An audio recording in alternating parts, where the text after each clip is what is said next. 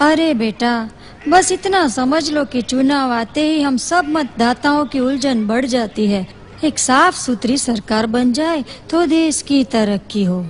हाँ, सच कहा मौसी आपने। कंफ्यूजन वाली बात तो है ही ये। लेकिन बेटा, बिना सोचे तो वोट नहीं दे सकते ना। बुरा नहीं मानना, लेकिन वोट मांगते हो तो इतना तो पूछना ही पड़ता है कि पार्टी के नेता कौन है, उनकी नीयत कैसी है, पार्टी के मैनिफेस्टो में क्या है। नियत का तो क्या है मौसी, एक बार मिली जुली सरकार बना ली तो बस नियत तो अपने आप साफ हो जाएगी। तो क्या अभी नीयत साफ नहीं है? नहीं नहीं मौसी, ऐसा मैंने कब कहा। नियत तो साफ है पार्टी की, लेकिन हर बार तो सरकार नहीं बना सकती ना। कभी कभी सांसदों को खरीदना भी पड़ता है। खरीदना पड़ता है? हाँ मौसी, ये कुर्सी चीज ही ऐसी है, अब मैं क्या कहूँ। हैं?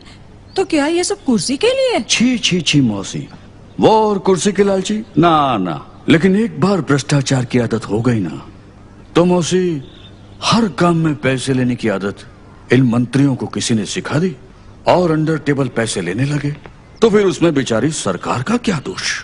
ठीक कहते हो बेटे, कुर्सी के लालची वो, भ्रष्टाचारी वो, फिर भी उसमें उसका कोई दोष नहीं। मौसी, आप तो सबसे पुरानी पार्टी को गलत समझ रही हो। भले ही वो थोड़ी बिगड़ी और दोगली पार्टी है, मगर फिर से उसे सरकार बनने का मौका तो दीजिए। भ्रष्टाचार की आदत तो सिर्फ 5 साल में छूट जाएगी। अरे भैया, मुझे बुढ़िया को समझा रहे हो? कोयले के धंधे में हाथ काले हुए बिना रहे किसी के।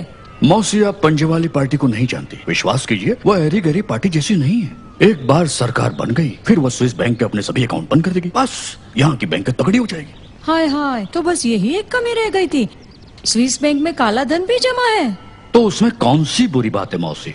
स्विस बैंक में खाता खुलवाने तो नेता, मंत्री और कई बड़े बड़े उद्योगपति भी चाहते हैं। हाँ।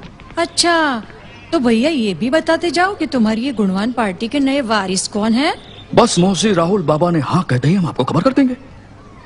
एक बात की दाद दूंगी, भले 100 बुराइयां है तुम्हारी पार्टी में, फिर भी तुम्हारे मुंह से उसके लिए तारीफ ही निकलती है। क्या करूं मौसी, मुझे सब साफ बोलने की आदत है।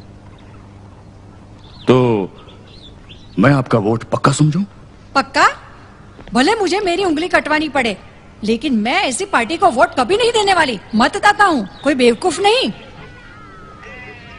अजीब बात है, मेरे इतने समझाने पर भी आपने इनकार कर दिया। बेचारी पार्टी न जाने कैसे जीतेगी।